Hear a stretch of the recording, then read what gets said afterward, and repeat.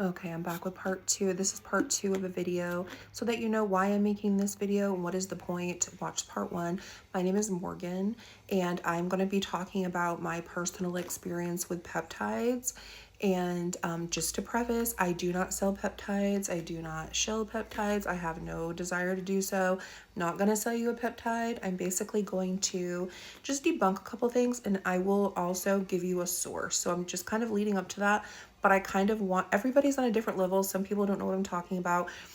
Have you ever used something or tried something and it works so good it exceeds your expectations, so you want to talk about it to everyone, like your husband and your mom and all your friends, and they're on different levels. Some people are just like, what's a peptide? They don't have a clue. Some people far more experienced with peptides. This information can benefit anyone. I'm really just here to kind of give people a little bit of background, and then I want to give you a source. So if you look through here, through the part one, part two, I'm going to put the source of where you can get them from affordably without going through your friend who's shilling peptides and charging you 10 times as much. That is the whole point of this, basically to turn it upside down so that you can get it yourself from the source and stop paying. Basically, this is to make it accessible to all. I feel like I've had a great experience. I was paying way too much. I started researching, found some sources, checked those sources, tested those sources, vetted those sources, and now I want to share them. Why? Because it should be accessible. Something this good should be accessible. So my experience has been positive, and I want to talk about my personal experience. If you don't have that experience or this is sort of new to you, if it's not, then just skip over the video. Basically, my name is Morgan. I'm 46 years old. I have a 1-year-old. I am in perimenopause and I am postpartum. You know what that means? That means it's very hard to lose weight.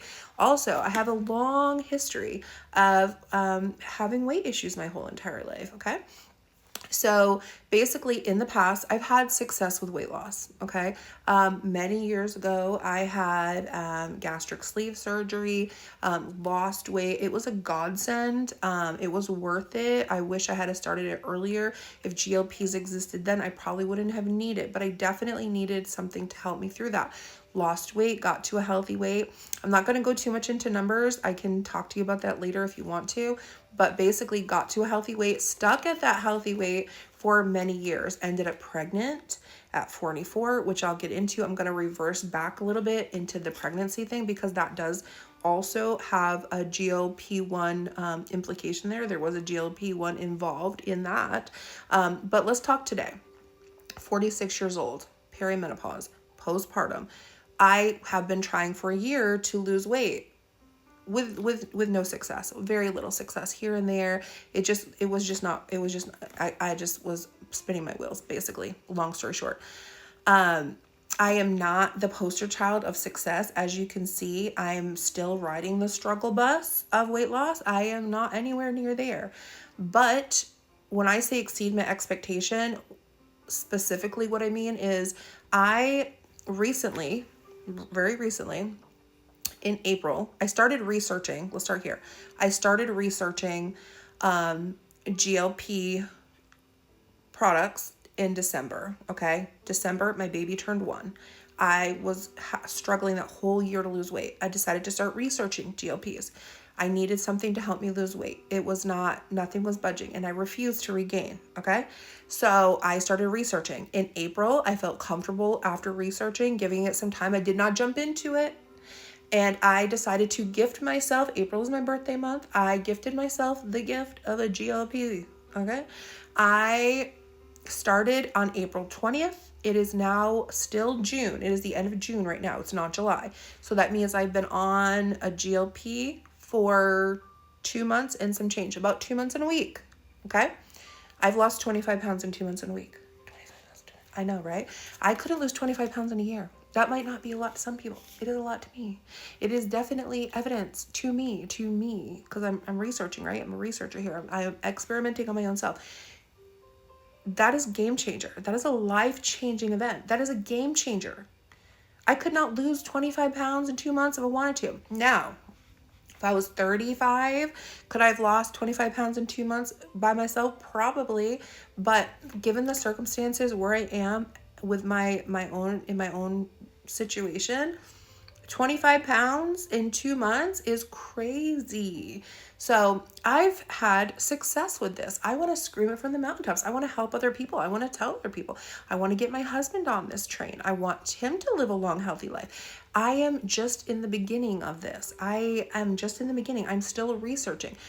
I want to try other GLPs. I want to try other therapeutic peptides. I want to try this. Am I researching like crazy? Yes. Am I one of those like hyper fixated, like research nerd? Yes. So basically that's where we are. Great success. I've also, this is even crazier. I have had a couple other things that I didn't even know were going to be like, I don't know if you call them side effects or effects of the GLP. And I've also just recently started adding other things in, right?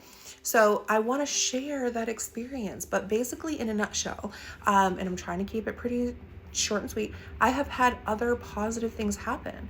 So for example, for whatever reason, after my C-section and after, not being able to lose weight, going through postpartum, pumping, all this different things, my feet were swollen. I would wake up randomly with swollen feet. I can't explain it to you. It felt like I had driven for 3 days. Okay. It was like that. I would just wake up randomly with swollen feet. I was retaining water. I was inflamed. I was going through all this stuff. It did not feel good. I felt tired, lethargy, just not vibrant, just not vivacious, just not like the vitality that I have always been used to. When you start taking this, I don't know about you, let me just say this. When I started taking this, I can't retain water. I cannot retain water. My feet will not swell up. They are just lean looking. I can see all the tendons and bones on top of my foot. It's not puffy.